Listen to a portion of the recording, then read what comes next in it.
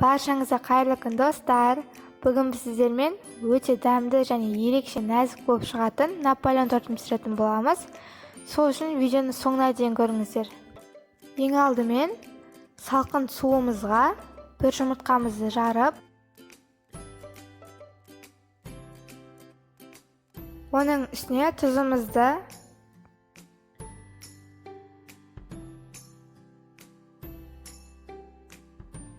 және де уксусымызды құйып жақсылап араластырамыз.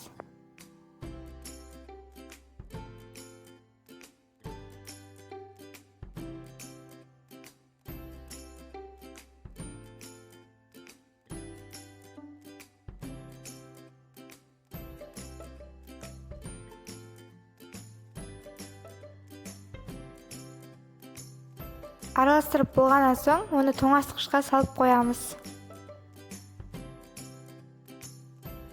Енді ұнымызға тоңазытқыштан шыққан салқын сары майымызды салып, үгітетін боламыз.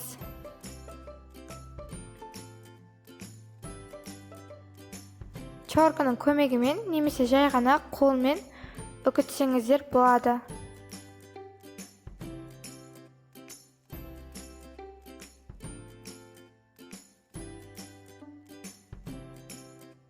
Міне осындай болып шығуы қажет. Енді оған манағы жұмыртқалы массамызды құйып жақсылап қамыр илейміз.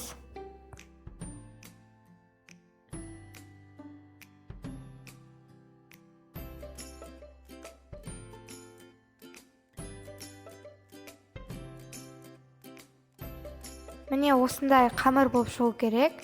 Және оны бірнеше бөліктерге бөліп, бетін салфанмен немесе пищевой пленкамен жауып, мұздатқышқа 1 сағатқа салып қоямыз. Міне 1 сағат өтті. Қамырымызды мұздатқыштан шығарып, мен осындай қылып пергамент қағаздарын қиып алдым. Және бұның үстіне біздің қамырымызды жаятын боламыз.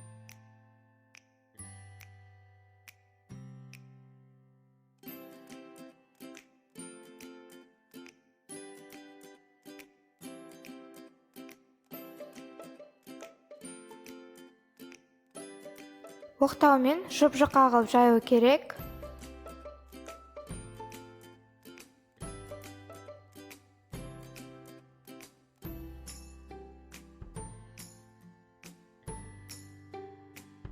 Міне осындай қылып жұп-жұқа қылып жаямыз. Және оның үстіне өзімізге керек формада кесіп аламыз. Енді шанышқымен осылай міндетті түрде кесіп аламыз.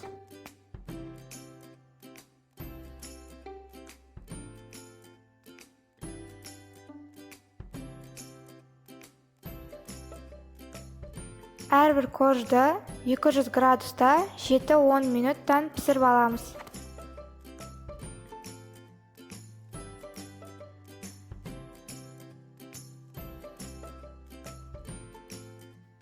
Міне корждардың бәрін пісіріп болдым. Осындай түске дейін пісіру қажет. Енді тортымызды жинайтын боламыз. Мендегі крем, масляный крем, яғни сгущенкамен майдан жасалатын крем. Толық рецептісін описанияда қалдыратын боламын. Бұған любой кремді пайдалансаңыздар болады. Қаймақтан жасалған крем, пломбир кремі, немесе қайнатпалы крем, өздеріңіз білесіздер.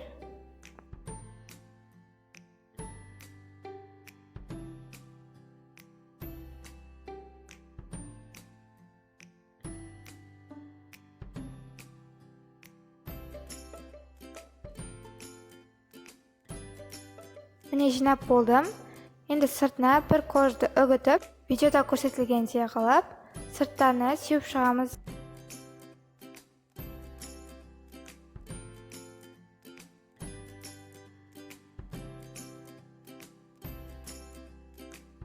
Міне Наполеонымыз дайын. Енді бұны тоңазытқышқа 2 сағатқа салып қоямыз. Ас болсын.